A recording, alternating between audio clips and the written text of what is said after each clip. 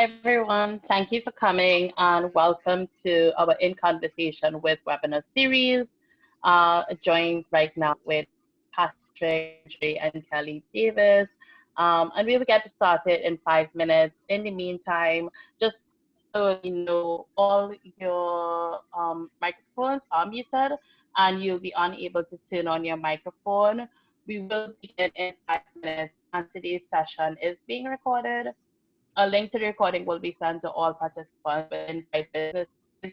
We do not offer CEUs, however, you can receive a certificate of attendance from the link email with the recording. Please use our Q&A function for any questions for our panelists. Also, call out where you're viewing in the when you're using the chat boxes, make sure your message is sent to the correct audience. So for instance, panelists only or just general. So like I will begin in about 5 minutes. So yeah, you can use the chat box and let us know where you're calling in from.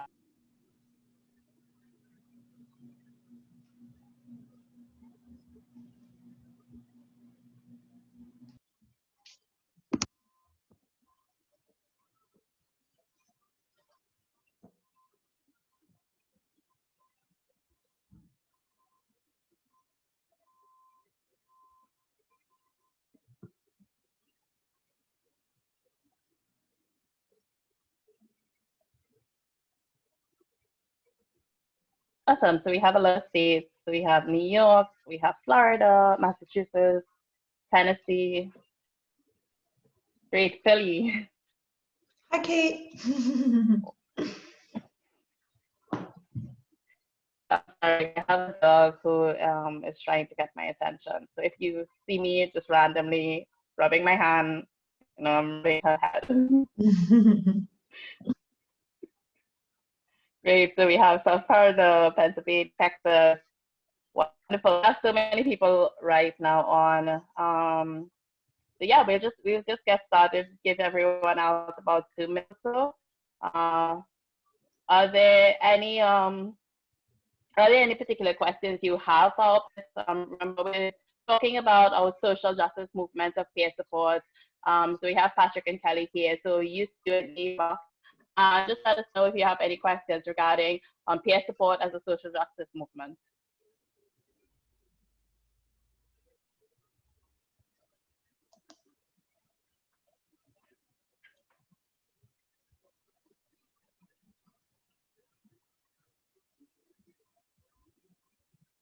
Great state of Rhode Island.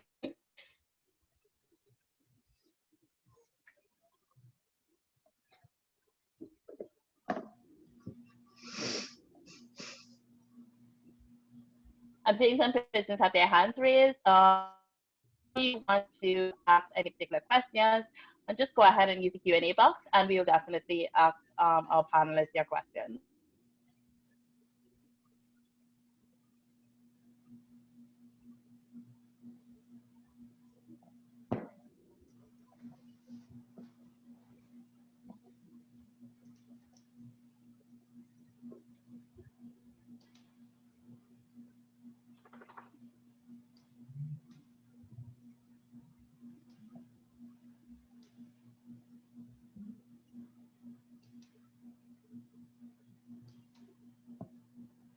Okay, great. So just have 1 more minute, and then we will get started.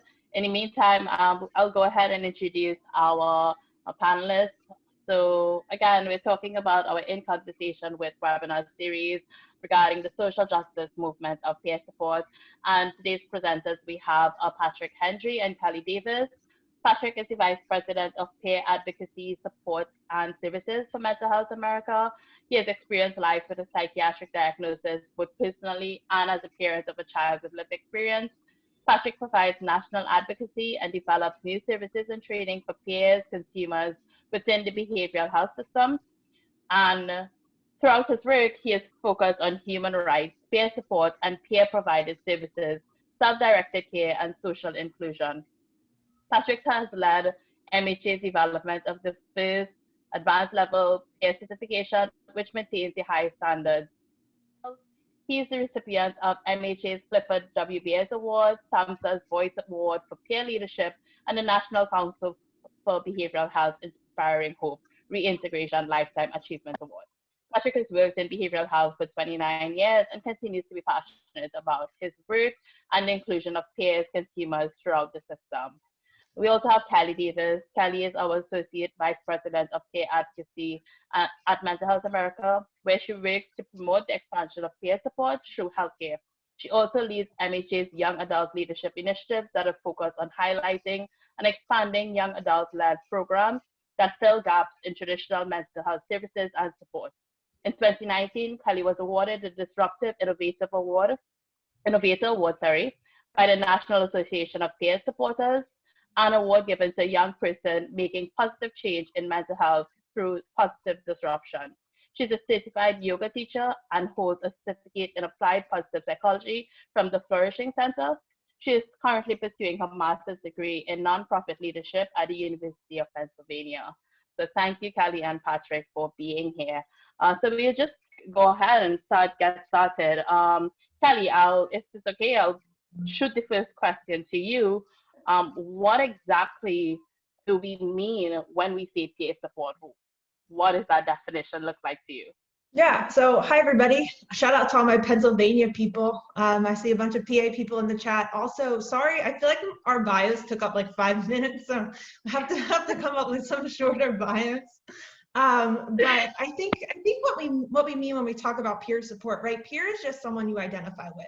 So, you know, we talk about peer support specialist services and mental health and all those things, but peer support is really just a relationship where you kind of provide emotional support to another person based on shared experience. So whether that's, you know, when I work in young adult mental health, sometimes that's just, hey, Pennsylvania. Sometimes that's just other students, right? Sometimes, you know, oftentimes in cancer or diabetes or other kind of health conditions or experiences, there's peer support groups, whether that's you one-on-one supporting somebody or being part of a formal program or a group for support, but it's really about how the power of connecting with somebody else who's been there and who has a shared experience, especially when it's an experience that you don't feel is understood by the people around you. I think that's really the magic of peer support. So it's not just mental health, it's really all kind of aspects of our experience and receiving support from other people who share those identities. Right. So from a general sense, it's if I need someone that I can connect with, here's this other person that understands my experience, especially when it's experience I don't feel like I can readily talk about. Patrick, do you have anything to add to that definition? Yeah, absolutely. And hi, everyone. Welcome. You know, there's so many eloquent definitions of peer support out there. And essentially, it's a concept that's based on a very simple principle. It's known as the helper principle. And it's basically, if I help someone, I in turn am helped. And this is where we come from. The peer support movement came from many people coming out of hospitals in the late 1970s, early 1980s, angry at the system, not wanting to be connected to the formal psychiatric system, and coming together to support each other.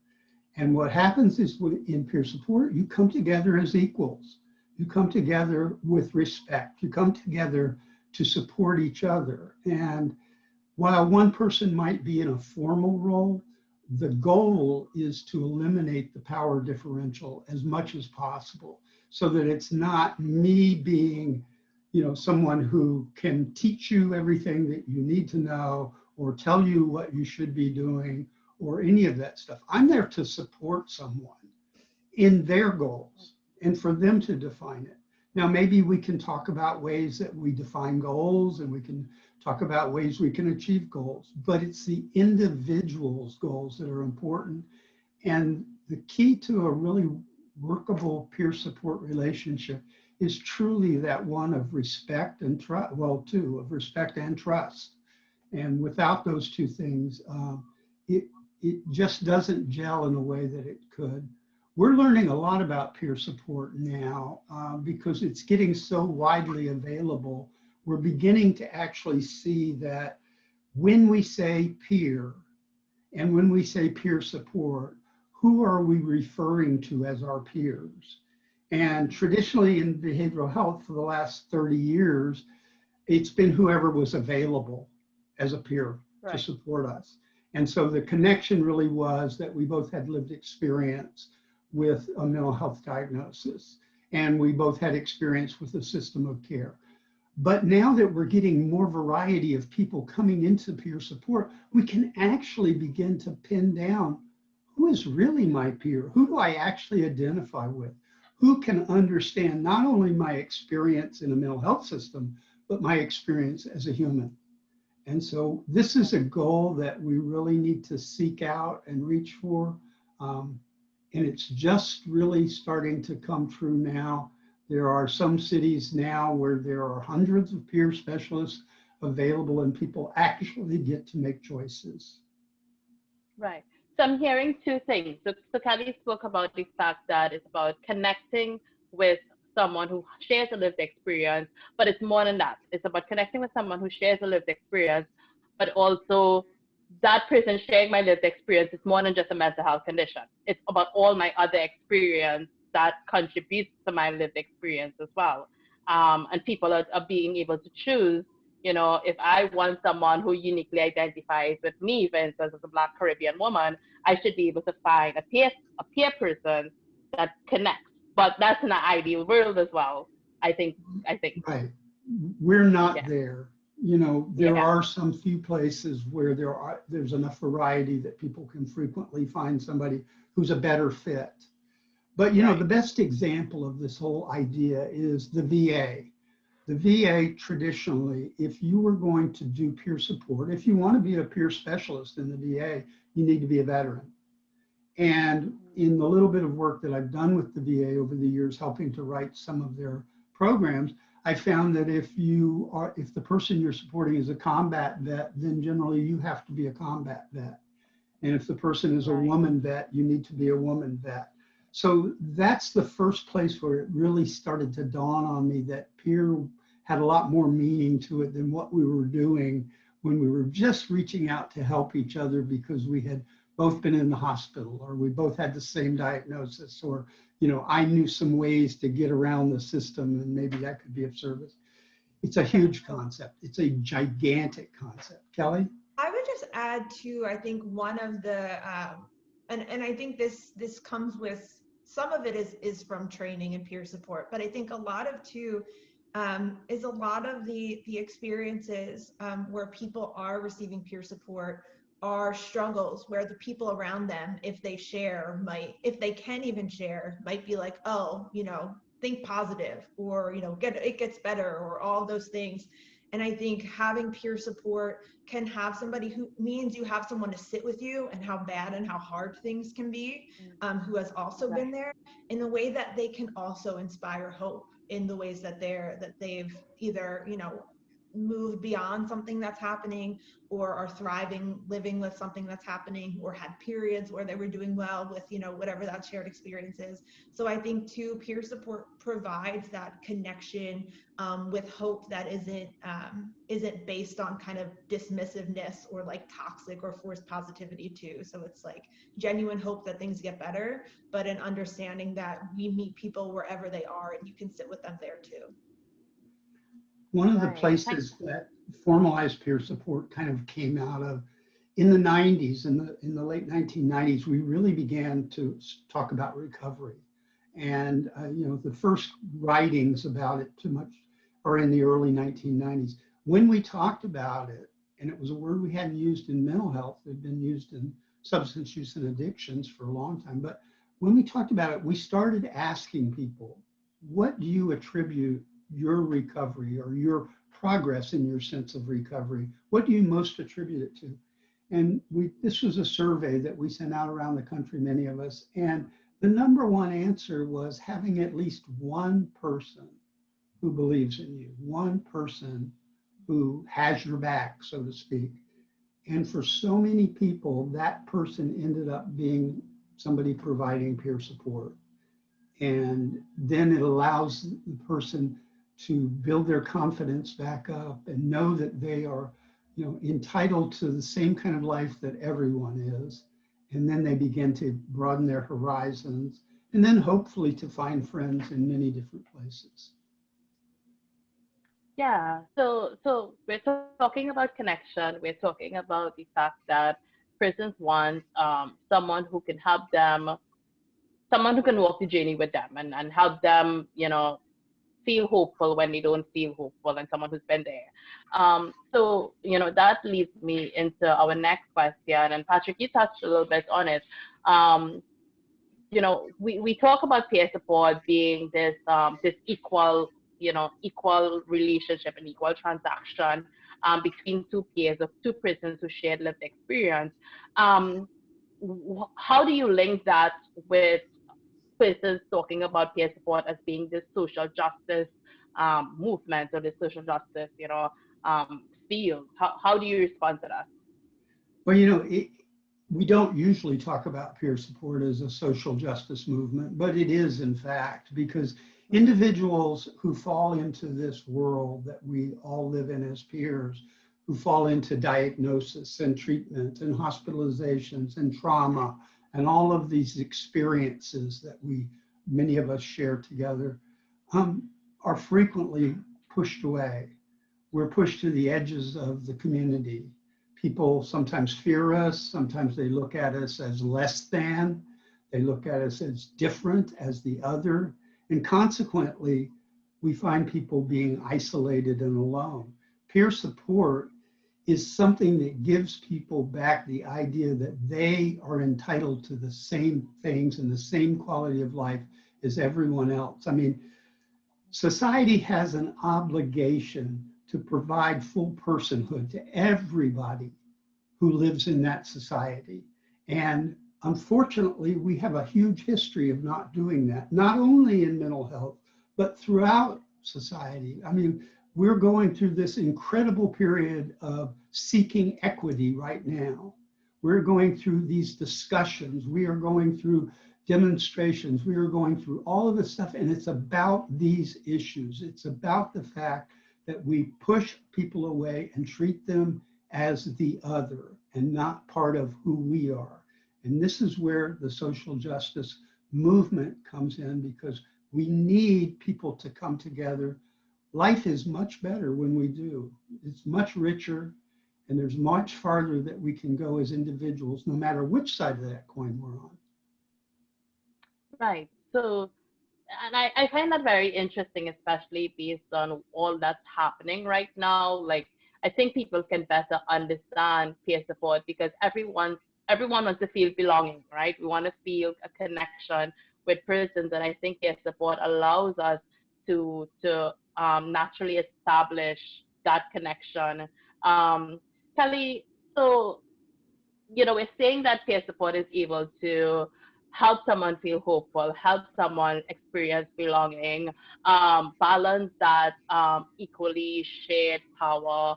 Um, but then persons will say, but all other mental health treatment options, don't they all do that? So what exactly makes peer support so different from all the other mental health treatment options that is offered? Yeah, well, I actually wanted to add a little context to what Patrick was talking about before I answer that, which is, the part of the roots of, as Patrick kind of referenced earlier, part of the roots of the peer support movement, as we know it, the consumer survivor ex-patient movement in the US, is really this history of abuse at the hands of the psychiatric system. So peer support, in this peer support movement in the US that we're talking about right now, was founded when folks were coming out of the large state hospitals during the period of deinstitutionalization, and was really intertwined with the broader civil rights movements that were happening at the time. So I think a lot of peer support, it has its roots in the civil rights movement, but also its history is really as activists driving policy change and serving as advocates for people around whether that's access to treatment, whether that's freedom from restraint and seclusion from services or abuse, whether that's access to higher education or school, you know, dealing with issues of deferring people from being involved with the criminal justice system. But I think too, one of the reasons why the social justice movement piece is important is because, you know, I feel like a lot of times when we're talking about rights, someone's rights were already violated. And I think a conversation about justice is really, I saw somebody in the comments talk about intersections. And I think if we really believe in this value of mutuality, then we have to be honest and admit that there's plenty of other experiences that people have on different identities, whether that's another disability, whether that's folks from the BIPOC community, whether that's LGBTQ plus folks that intersect with mental health challenges in ways that make it even harder and more complicated to access the world and services. I think the social justice piece is really important because if we believe in supporting people's mental health, we also have to believe in addressing all of the other parts of life that keep people excluded from mental health services, but also from living full lives. Like if what we believe is that everybody deserves to live a full life, you know, mental health, everybody has mental health, whether someone has a disability or, you know, are going through a really hard time, everybody deserves to live a full life. And that means addressing these intersections as it relates to mental health services, but also, you know, as it relates to kind of everything we do, because mental health intersects with housing policy, right? It intersects with all these other things. So I think it's really important to frame not just as a rights-based movement, because that feels a bit kind of reactionary, right? It's, you know, we have a right to things. I talk about this in college mental health, right? It's one thing to say that I have a right to accommodations in higher education, but it's another thing to say that we're going to reimagine higher education so that you don't have to rely on individual accommodations. And that's why I think the social justice movement piece is really important. I talked for so long, I forgot your question, Kat. If you can ask it again. But I do think that it's important to acknowledge that's what we mean, I think, by social justice. It's these roots and rights, but it's bigger than just individual rights as well. Let me just add something too before you go to the next question. Mm-hmm. You know, unfortunately, we have a system where the lack of social justice is baked into the system. And it's very hard to break it no matter what we do. The way our system works too frequently, I mean, it's changing, but it's changing very slowly. For many of us, our first experience with the mental health system is being taken in involuntarily. And frequently in many states, maybe even most states, in a police car, in the back of the police car, in handcuffs. So we have criminalized mental health issues. And we do it because we say we're trying to protect, that we believe in safety, and that we believe in compassion, that, you know, we care about people, so we want to do it. But what happens is we traumatize people in the system, people who are already incredibly vulnerable. We traumatize and re-traumatize them. And we also, you know, going back to, it's not just about rights, but we violate rights because we think we're being, it's for safety. That's a slippery slope. When you begin to take away rights, you have to be so incredibly careful, or you've created an unjust system. And unfortunately, that's most of what we have. It is changing, and I think the biggest change part of it has been the advent of peer support and peers being fully involved in the system from top to bottom. Sorry. Yeah. Oh, no. I think that's fine. Just to add to that point too, I think part of what I think is, you know, kind of silly about how we organize things and how the field creates this power structure is that it doesn't take somebody with lived experience like 7 years of school to identify where the gaps are in the mental health system, right? It takes like a month, maybe a year to see this doesn't make sense. My needs aren't met. And oftentimes, you know, from the peer support perspective, my rights are violated, or, oh my gosh, I don't understand any of this. I have no idea where to go. My doctor gave me a list of therapists and said, call them, and they don't call me back. right?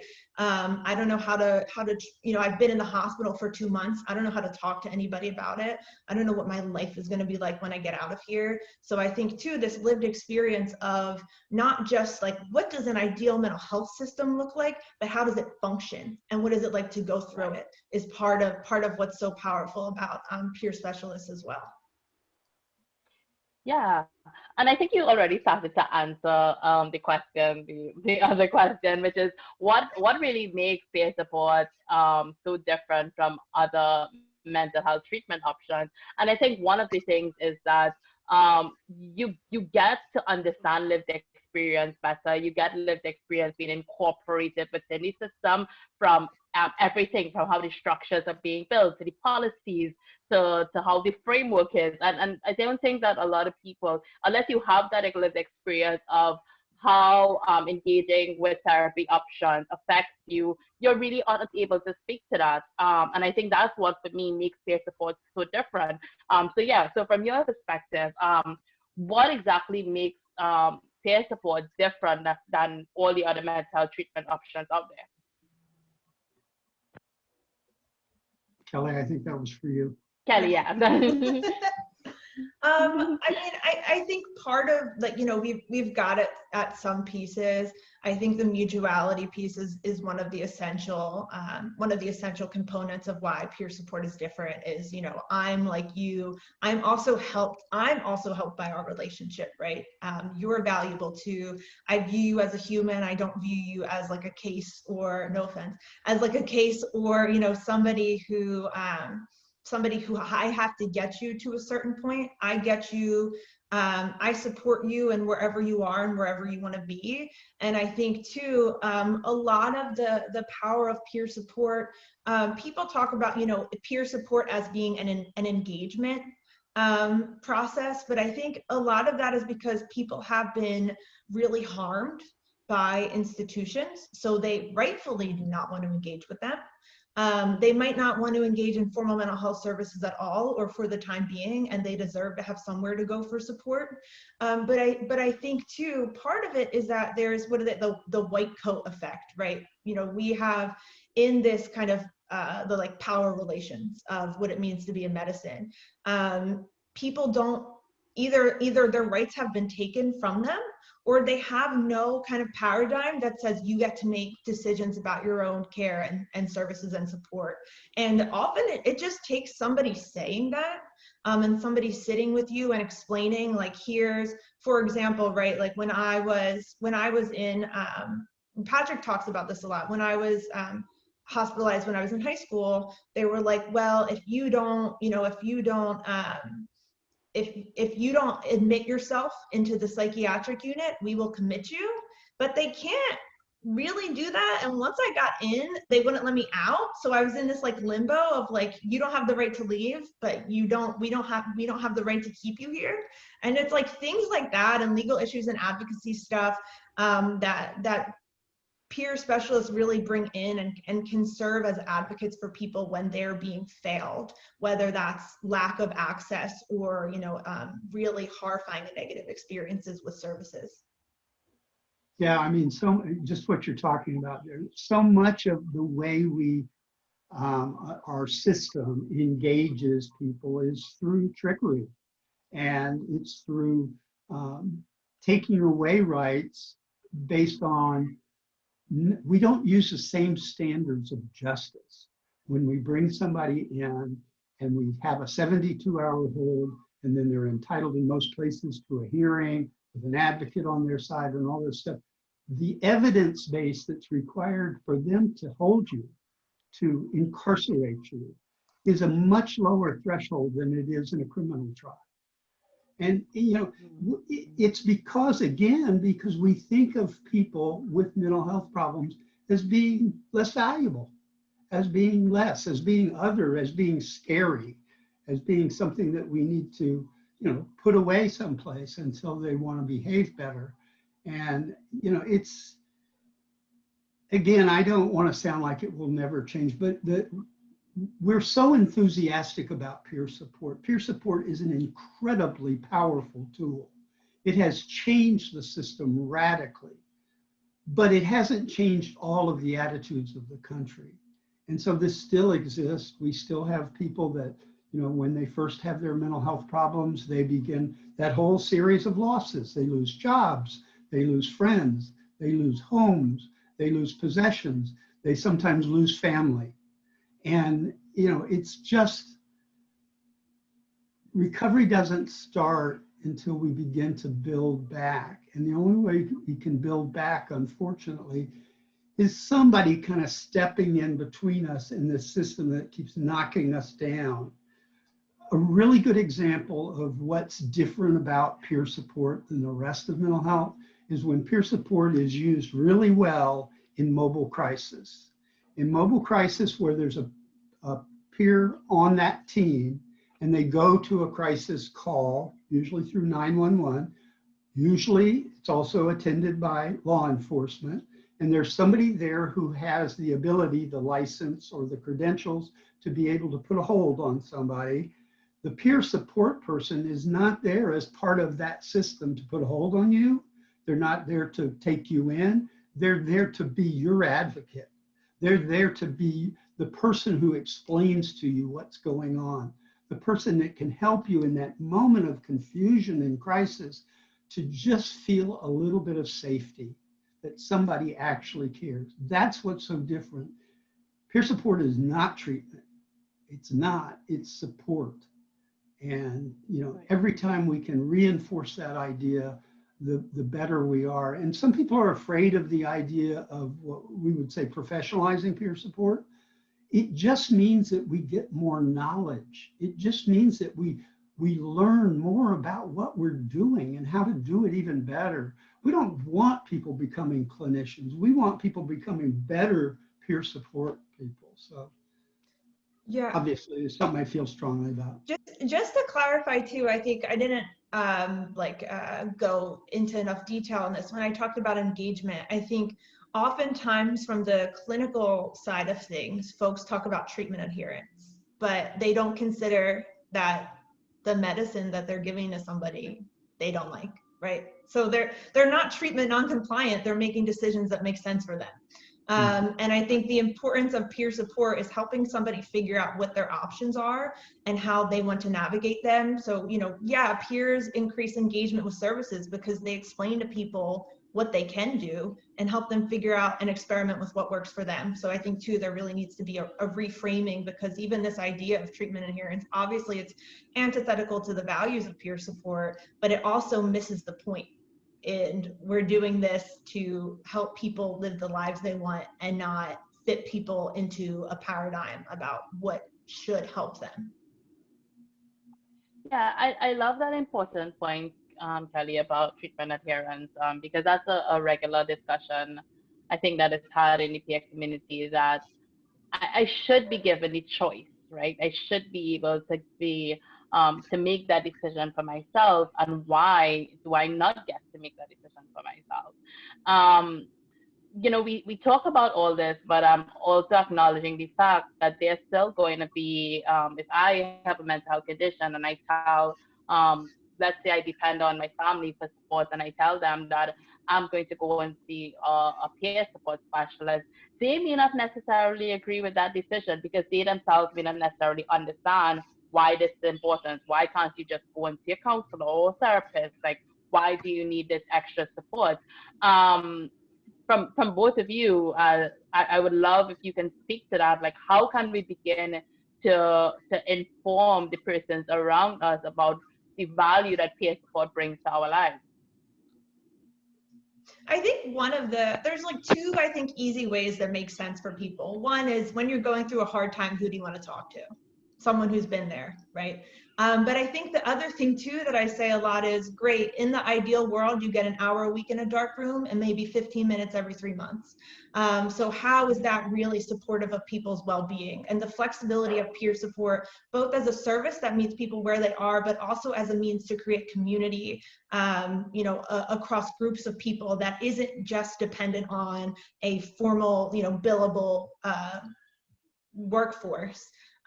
Makes sense. And I think when you explain it like that the mental health services can be helpful and are often helpful for a lot of people, but they're not everything. And anybody wants to go to somebody who's been there when they're having a hard time. So even though it maybe sounds different than the education that people get around what is mental health support, I think people understand if you kind of, explain it in those ways, in my experience.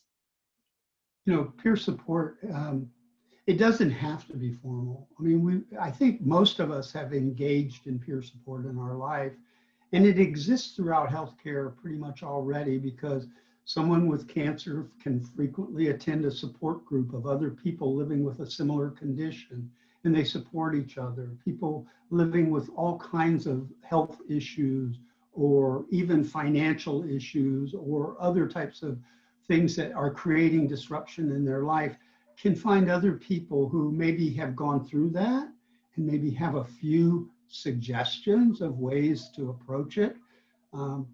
You don't have to be certified to do peer support. Certification does mean that you've learned more skills about how to make it more effective, that you've learned some ways to communicate better with people, hopefully, and to listen better, which is the key process of being a peer supporter. And so, it's what we really want is eventually peer support is something that is available to everybody who wants it and needs it, no matter how they come into the system of care. And that's the goal. Whether we ever achieve it or anytime soon, I don't know, but every step towards that goal is progress. And so it's something that's very, very wonderful. And we can also go back and we can talk about, why does the system want peer support? The system wants peer support for a lot of different reasons. Some of the system wants it because it works, right? Some of it wants it because people's lives get better. And, people feel good when they see that somebody they're working with, their life is getting better. But a lot of it's financial. And consequently, we meter out peer support. We put these limits on it that are based on finance and numbers. Now, you can't get away from that in a system. This is, we live in an economy that is based on that exchange of goods and services for dollars, which then support more goods and services. But when we lose sight, when our system lose sight of the human element in that, and unfortunately, I think we started off our system without even that human element in sight, at least in the last 100 years. So again, I don't mean to make it sound like it will never get better, because I really truly believe it is getting better. I can see it in my own life. I can remember what it was like when I first was hired as a peer support person in a community mental health center, and they expected me to make popcorn with people during a day treatment program. And that was my job as peer support. No understanding whatsoever of what it could be and should be. I think to your point earlier about education and skills and training, just because you have lived experience at something doesn't mean you're good at emotional support. So I think too, just training for everybody, but also, right, like what I brought up earlier, I think, there's a lot of zealousness. If you had a hard time and something worked for you, then you want to tell everybody to do that thing. Or, you can say it gets better, it gets better, it gets better, right? But like, if I can't get out of bed, like, I'm glad it got better for you, but I'm still stuck, So I think that there's skills and tools that any kind of peer support will be helpful to people. I think too, one of the things that we haven't talked about, I think, in the peer support workforce, and Patrick has done a lot of work here too. I'm going to drive us away from the questions in the chat, so I'll shortly mention, is that I think too, like, when it comes to training, yes, there's this emotional support, yes, there's advocacy, but there's a lot of other skills that peers are helpful in supporting people with too. So you see this, there's a lot of research on this in diabetes, but in kind of helping people promote their physical health and overall health as well, in this goal setting capacity. So it's not just not just mutuality, not just navigating systems, but it's also kind of creating pathways for people to feel better in their relationships, in their mental health, but in their overall health and well-being too. Yeah, I just want to address some of the questions that we have in our chat. And y'all, please feel free use the Q&A box if you have any questions for Patrick and Kelly.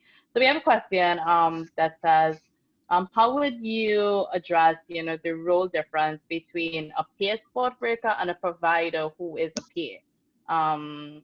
Patrick, I'll throw it out to you first. I think that it can go either way, really. I mean, I have met people who were, licensed professionals in the behavioral health world who have never been allowed to use their peer experience. In fact, if they mentioned it in a therapeutic environment, frequently they'd be fired. But now that's beginning to change, and that's because of the influence that peers have had on the system.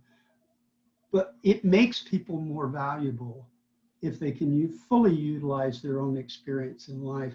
I've seen peers go on to get higher degrees because they want to move through the system. It doesn't mean they forget their peer experience. It means that hopefully they become really better at running these systems. So I think, it can go either way, that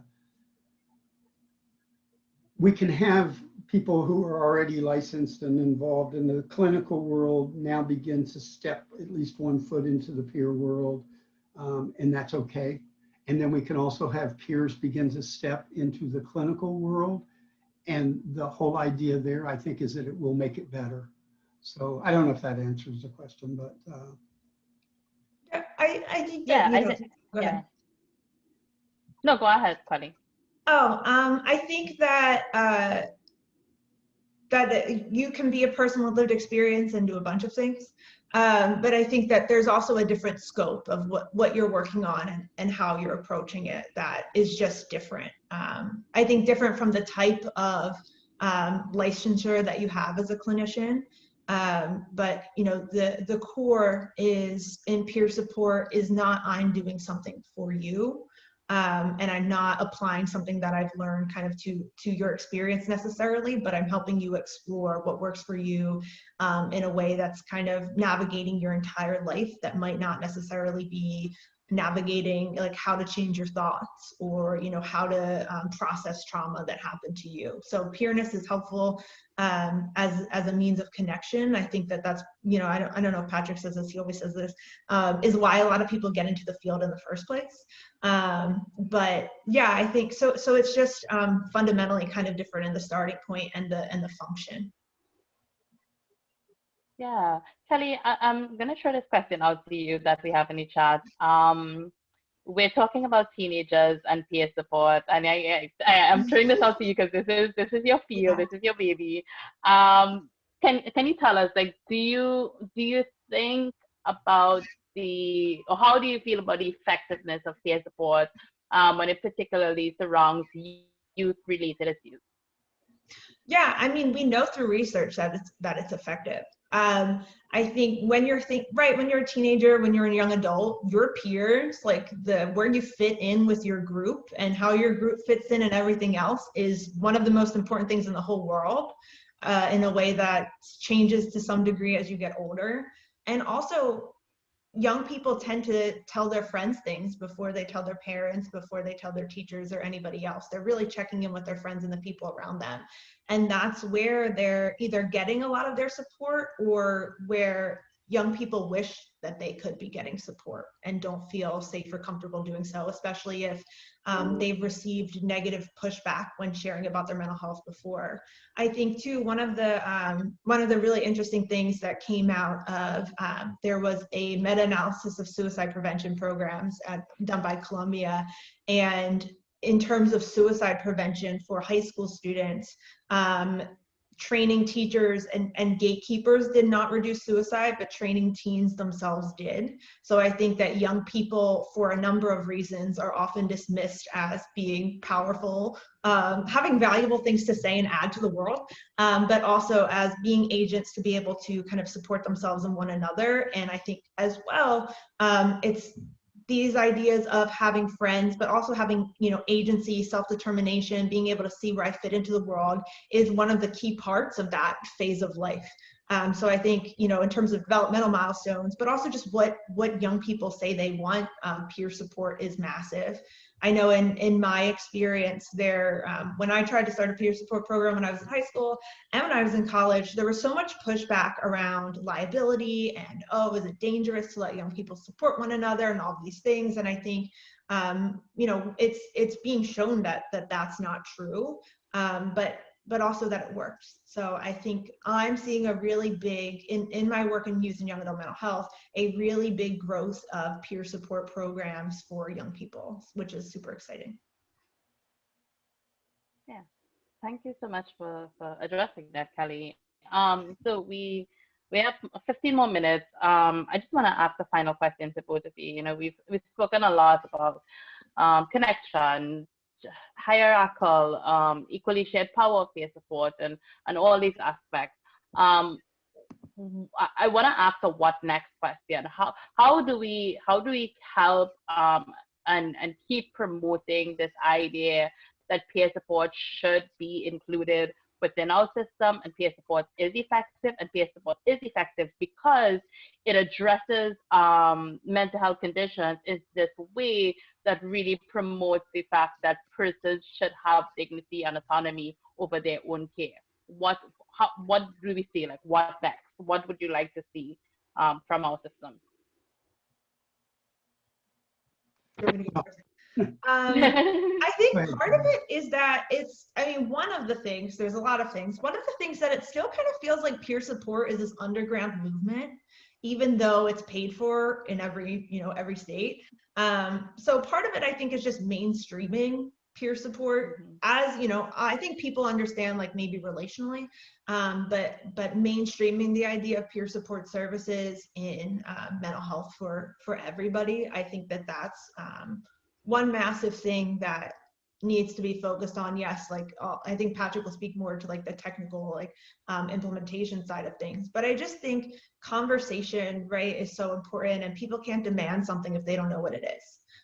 So I think really inserting peer support into media, but also into our kind of narrative about what we need to promote mental health and well-being is really important. And peer organizations, but also, you know, organizations like Mental Health America and non-mental health organizations can be a big part of that. So one of the next steps really for us is, right now we have this divide. Peer support is fairly available in the public system, but it is rarely available in the private system. And there's all kinds of reasons for that. Part of it is that the people who control private system, the payers for the private system, tend to be very large organizations that work across state lines. And so if you have an insurance company providing health insurance plans, and they're providing services on the West Coast and they're providing services on the East Coast, they kind of want to know they're getting the same quality. And right now we don't have that system yet. We are moving towards that system. I mean, if you just, you know, we can look and see how peer support training and ideas and certifications and all of this stuff have continued to get better and better and better with each year. But we really need to move peer support beyond the public system. We need to, one, have it payable by Medicare, but we also need to have it readily payable by private health plans. And right now, some of the health plans are testing the waters. They've got some programs out there in some select states or select areas of states where they're paying for certain types of peer support. This is really progress, but we really want to see it available to everyone. You know, there has been a feeling in our movement, and when I say our movement, I'm talking about this really kind of nebulous movement of peers that we are really trying to better everyone's lives, our own lives and people around us. But there's been kind of this little bit of just unfairness in that people in the public system frequently felt like people in the private system weren't really peers because their experiences weren't the same. Well, so many people have been mistreated in the private system as much as in the public system. They've met the same kind of barriers where a doctor tells you, you know, this is the medicine you're going to take, and you don't get an opportunity to talk to them because it goes too fast. You got that 15-minute med management meeting, whether you're in the public or private system. You know, we've got all of those same things occur, and yet in the private system, there's way fewer things available. I mean, there's no like housing programs, there's no supported employment programs, there's very rarely like any kind of community supports that come with a private system of care. So it's got a long way to go. There's some things about the private system that are very good, and there's some things that aren't so good. We have like a brain drain sometimes where people feel that if they start off in the public system, they got their degree, they begin to work in public mental health, and then they get an opportunity to move into private practice. And so we constantly have people kind of being siphoned off into what they feel is a better career for themselves. We have to find our way around all of these things, and we have to make it universally available. And only when it's universally available will it be truly successful. You know, Peers for Progress, which is a center at the University of North Carolina that has looked at peer support from almost every angle. I mean, they came into this talking about more physical health issues, but they've moved now into the behavioral health side too. And they're working in that direction, but they're just one group that's, you know, doing a lot of research. They're working internationally, which is really wonderful.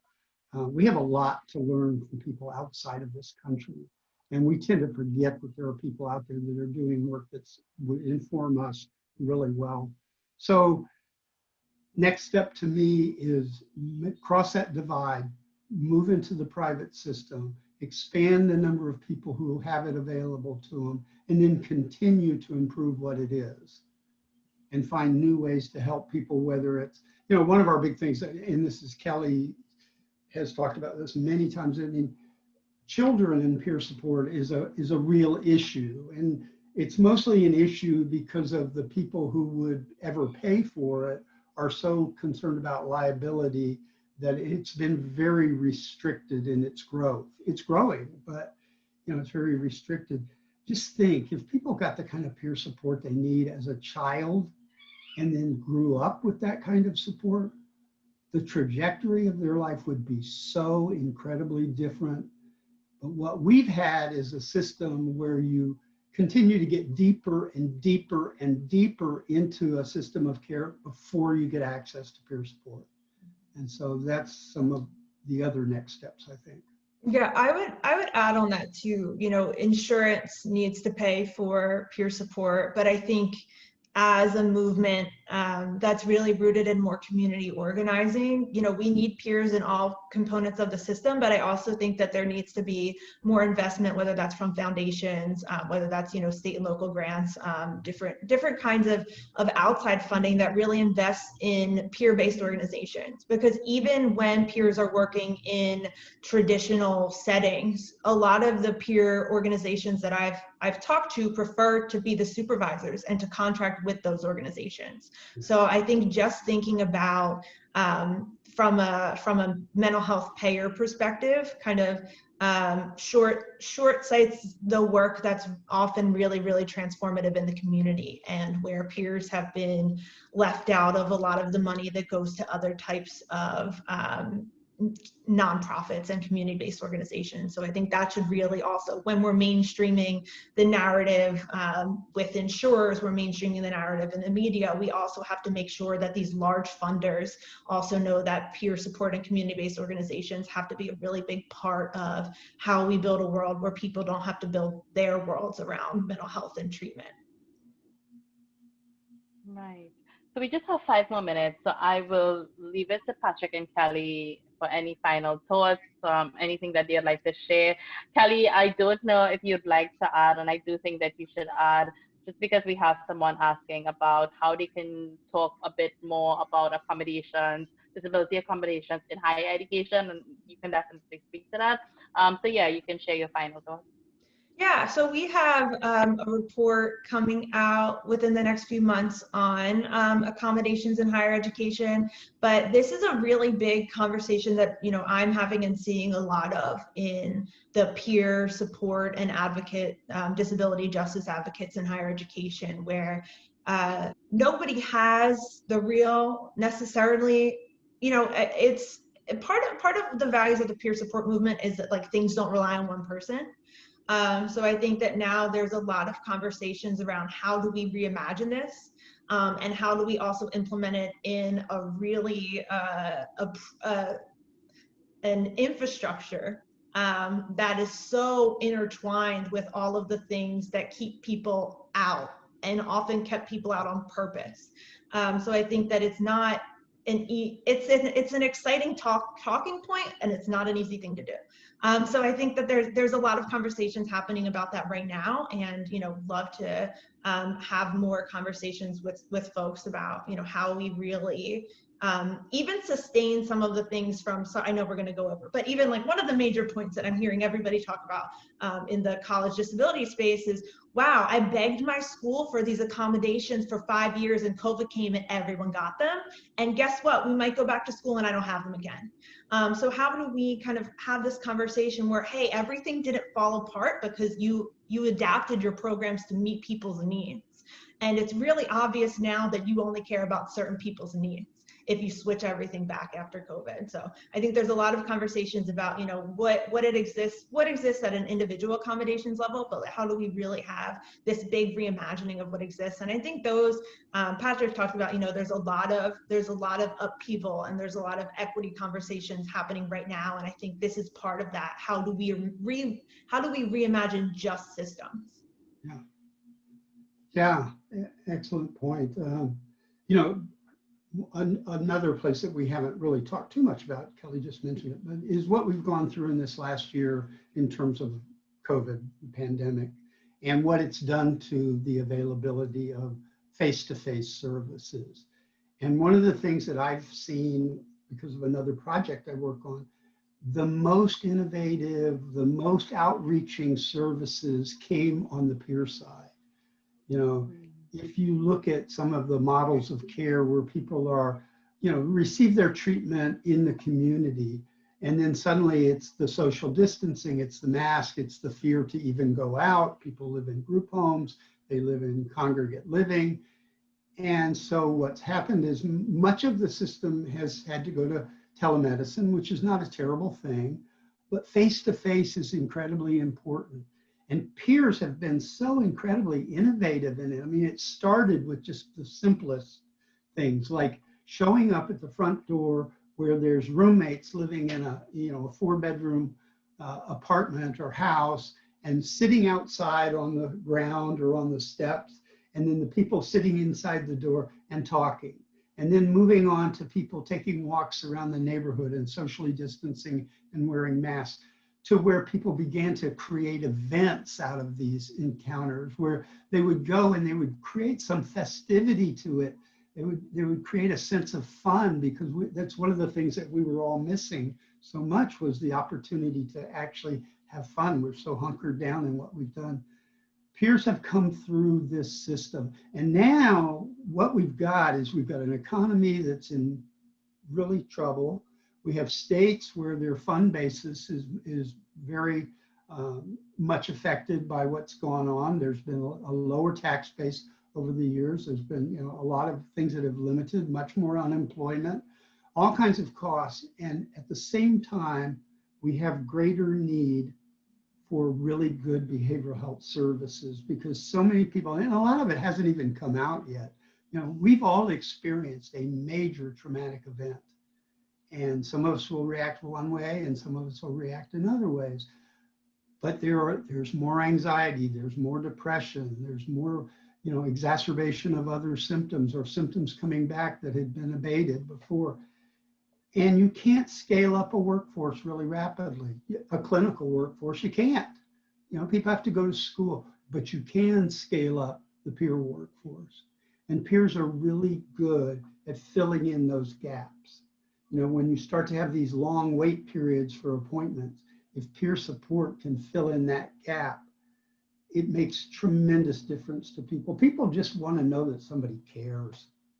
They really do. When you're that alone, when you're feeling that alone and isolated in your crisis, knowing that somebody cares, somebody gives a damn about you, can make or break it. I mean, I can honestly say peer support saved my life on more than one occasion. Yeah, I think that's a good way to end. Peer support can fill in those gaps, and I think we can definitely see that there are a number of gaps within our current mental health systems, and I do think that peer support can provide that support, that much needed support, for our communities. Um, so thank you all for coming to our In Conversation with webinar series. We will be having more of these conversations where we really get to unpack and talk about peer support and the value of peer support and what peer support actually means and why peer support is so important to this work that we do. So we will be having another In Conversation with webinar series. Definitely stay tuned to our social media pages where we will give updates about when that will be. Thank you so much and take care. Thanks, everyone. Thanks, everyone.